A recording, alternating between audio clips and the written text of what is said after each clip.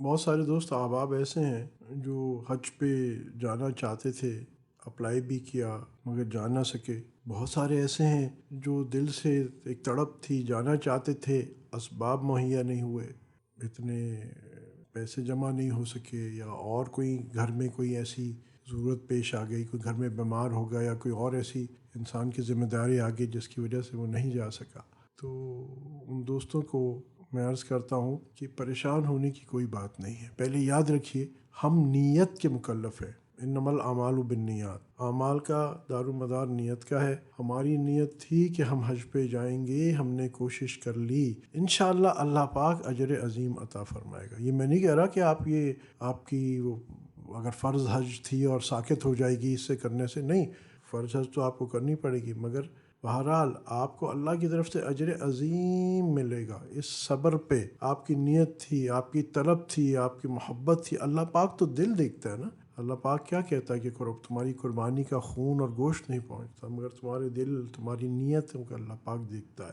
تو جو نہیں جا سکا، کوئی گھبرانے کی بات نہیں ہے۔ اصل یہ عرض میں کیا کرتا ہوں، یہ تو سفر ذرا حج پہ ہم کیوں جانا چاہتے ہیں؟ اللہ کی خوشنودی کے لیے، اللہ کو پانے کے لیے۔ اور جس پہ فرض ہے وہ تو ظاہری بات ہے، اللہ کے حکم کو پورا بھی کرنا ہے، اور پورا بھی اس انداز سے کرنا ہے جیسے اللہ کے رسول صلی اللہ علیہ وسلم اور صحابہ نے کیا کہ پورا صرف یہ نہیں کہ اللہ کے بس ٹک مارک کر کے پورا کرنا ہے، نہیں، وہ جو عشق کا سفر جو مقصود ہے حج کا، اللہ کا عشق مل جائے، اللہ مل جائے، تو آپ کی نیت بھی تھی، آپ کی کوشش بھی تھی، آپ کا ارادہ بھی تھا، مگر آخر میں کیا ہوا کہ اللہ پاک اپنی مشیت میں وہ جانتا ہے، حکمت میں جانتا ہے کہ اس سال ہمارے لیے بہتر نہیں تھا جانا۔ ہو سکتا ہے اس نے ہمارے نہ جانے اور اس پہ ہمارا صبر کرنے پہ ہمیں جو اجر عطا کیا ہو وہ حج پہ جانے سے بہت زیادہ ہو سکتا ہے اس سال اس نے ہمیں روک کے آگے کئی حجیں ہمیں اللہ پاک عطا فرما دے۔ بعض اوقات ایسا بھی ہوتا ہے قصے تاریخ میں آئے ہیں کہ کسی آدمی کو نہ اخلاص والا تھا، نہیں جا سکا، تو اللہ پاک نے کوئی فرشتہ اس کے لیے مقرر کر دیا، اور اس کے جو ساتھی قافلے والے تھے واپس آئے اور کہنے لگے کہ تم تو ہمارے ساتھ حج پہ تھے، وہاں تم پہلے کیسے پہنچ گئے؟ تو اس نے کہا جی میں تو نہیں گیا۔ تو پتہ یہ چلا کہ اللہ پاک نے کوئی فرشتہ مقرر کر دیا تھا کہ بھائی اس کی طرف سے حج ادا کر دو۔ تو اصل چیز کیا، پہلے دو نقطے یاد رکھیے گا، جو ہو رہا ہے اللہ کے حکم سے ہو رہا ہے، واللہ غالب علی امرہ ولکن اکثر الناس لا یعلمون۔ اللہ پاک فرماتے ہیں میں اپنے ہر امر پر غالب ہوں مگر اکثر لوگ نہیں سمجھتے، مفہوم آیت کا۔ اور دوسرا، نہ ہجر اچھا نہ وصال اچھا، نہ ہجر اچھا نہ وصال اچھا، جس حال میں یار رکھے وہ حال اچھا۔ کیا عجیب ہے یہ جو تڑپ ہے نا، غم عاشقی، یہ جو غم عاشقی ہے، جو دل پہ چوٹ لگتی ہے۔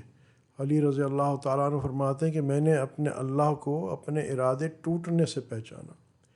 تو جو ہمارے دل میں تمنا تھی، تڑپ تھی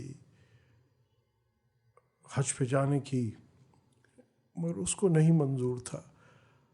اور آخر میں یاد رکھیے اصل چیز کیا، اللہ راضی ہو جائے، اللہ راضی ہو جائے۔ ہاں، عبادت کیا چیز ہے؟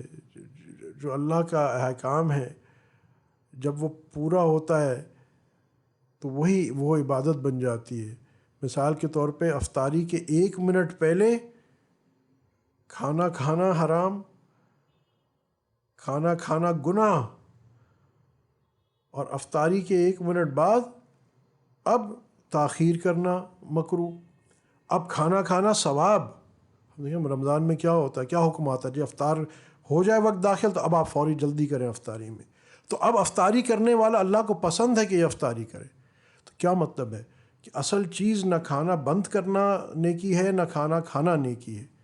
اصل چیز کیا، اللہ کی خوشنودی۔ اب اللہ کا حکم اس وقت نہ کھاؤ، ہم نہیں کھا رہے، اللہ راضی ہے، اب کھانا شروع کر دو، اب ہم کھاتے ہیں، اللہ راضی۔ اسی طرح تو جب ہم نے نیت بھی کر لی، ارادہ بھی کر لیا، مگر جا نہ پائے کسی بھی وجہ سے، یا اسباب میسر نہ ہو سکے، کوئی بات نہیں، اللہ سے مانگیں، اللہ سے راضی رہیں، دل میں تڑپ رکھیں۔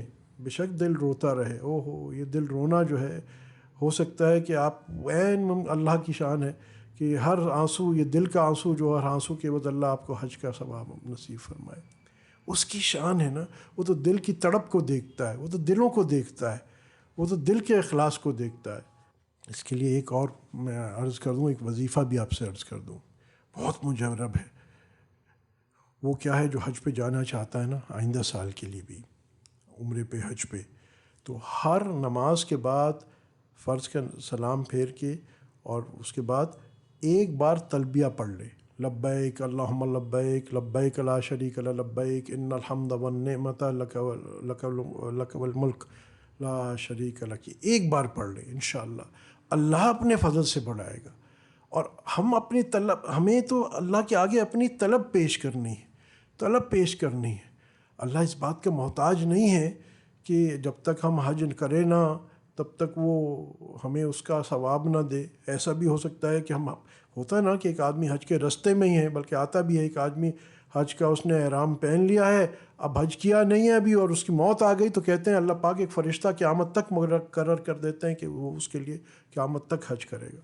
اصل چیز ہے اللہ پاک تو دلوں کو دیکھتا ہے، دلوں کو دیکھتا ہے۔ تو یہ کیا، ہمیں اپنی طلب، اپنی تڑپ، جو اس سال نہیں جا سکا پورے سال اللہ سے مانگے، کوئی معمولی چیز تھوڑی ہے حج، پورے سال ہر نماز میں گڑ گڑا کے اللہ سے مانگے، اللہ اپنے گھر، اپنے گھر کا طواف کرا، اپنی ذات کا طواف کرا، اپنے عرش کا طواف کرا، قلبی تک حج کریں۔ وہاں جا کے قلبی حج کا مطلب نہیں کہ یہاں بیٹھے بیٹھے، نہیں، جب آپ وہاں کعبہ جائیں تو طواف قلبی کریں کہ ظاہری میں کعبے کا طواف ہو رہا ہے اور باطن میں اور روح آپ کی عرش کا اور اللہ کی ذات کا طواف کر رہی ہو۔ اللہ اکبر، ایسی محبت والا، یہ بات ہوگی۔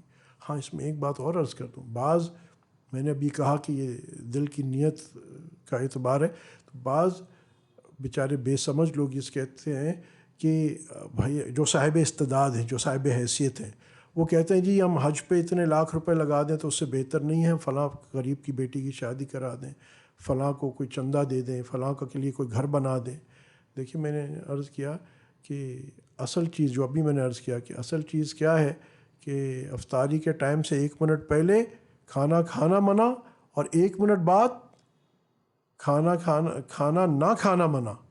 تو اصل چیز کیا؟ اللہ کے حکم کو پورا کرنا۔ تو یہاں اللہ کا حکم جس پہ حج فرض ہے اس پہ لازم ہے کہ وہ حج ہی کرے، چاہے اس کتنے ہی پیسے لگ جائیں۔ اگر صاحب نصاب ہے، صاحب حیثیت ہے، اس پہ حج فرض ہے تو اس پہ لازم ہے۔ ایسا نہیں ہوگا اگر مثال کے طور پہ حج کا خرچہ 7 لاکھ 8 لاکھ ہے اور وہ 70 لاکھ بھی اگر صدقہ کر دیتا ہے اور اس پہ حج فرض ہے اور حج پہ نہیں گیا، تو وہ اس وعید میں آ جائے گا جو آپ صلی اللہ علیہ وسلم نے وعید دی، جو حج کر کے نہ، جو جس پہ حج فرض ہو اور اس نے حج نہیں کیا، بہت بڑی وعید آئی۔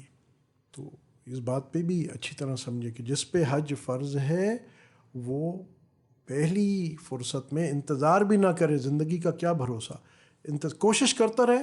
ہاں، اگر قرآن اندازی میں نام نہ نکلے یا کوئی اور ایسی رکاوٹ آ گئی، وہ آسمانی سلطانی ہو گئی، وہ اور بات ہے، مگر وہ اپنی کوشش جو صاحب حیثیت ہے وہ یعنی جلدی اس بات میں کرے کہ میرا فرض حج جلدی ہو جائے۔ ویسے تو مسلمان کے لیے تو عشق کا سفر ہے، مگر بہرحال اللہ کا حکم ہے نا، تاکہ میں جلد از جلد اپنی زندگی میں اللہ کے حکم کو، میرا محبوب حقیقی کے حکم کو میں جلد پورا کر دوں۔ تو اس بات کا بھی جو لوگ یہ نظریہ رکھتے ہیں ان کی بھی تصحیح ہونی چاہیے کہ نہیں، حج تو کیونکہ اللہ کا حکم ہے، جیسے قربانی اللہ کا حکم ہے، تو یوم قرباں کو، عید قرباں میں سب سے بہترین حکم جو ہے وہ قربانی کا ہے۔ اللہ کو سب سے پسندیدہ جو عمل ہے بقرہ عید پہ وہ کیا ہے کہ خون زیادہ بہاؤ، یعنی زیادہ سے زیادہ قربانی کرو۔ اس دن ایک آدمی 10 کروڑ روپے چندہ دے دے، کوئی گھر بنا دے، کسی غریبوں میں تقسیم کر دے، اناج تقسیم کر دے، وہ اس کا نفلی ثواب اپنی جگہ پہ، مگر اللہ کی خوشنودی اور رضا جو ہے وہ یعنی جانور کی قربانی میں ہے، وہ اس پہ فرض ہے، اگر اس نے نہیں کیا تو وہ گناہ گار ہو جائے گا، چاہے اس نے 70 کروڑ روپے کا صدقہ کر دیا۔ وہ 70 کروڑ کے صدقہ کرنے کا تو اس کو نفلی ثواب ملے گا، مگر قربانی چھوڑنے کا اس کو گناہ ہو جائے گا۔ تو یہ بھی ہمیں اپنے نظریے صحیح رکھنے چاہیے، اور بس آئندہ سال پکا ارادہ کر لیں جو اس سال نہیں جا سکے، کہ اور اللہ سے مانگتے رہیں یقین کر لیں اور اپنی عادت بنا لیں کہ تہجد میں 2 رکعت نفل حاجت اس نیت سے کہ اے اللہ بس تو مجھے ہر سال حج پہ بلا، جب مانگنا ہے تو اللہ سے کب نہ مانگے، اللہ تو ہی اسباب دے، صحت دے، ایمان دے اور اپنا تقرب والا حج نصیب فرما۔ اللہ پاک مجھے اور آپ کو اپنی محبت، عشق، تعلق والا، معرفت والا حج مقبول نصیب فرمائے۔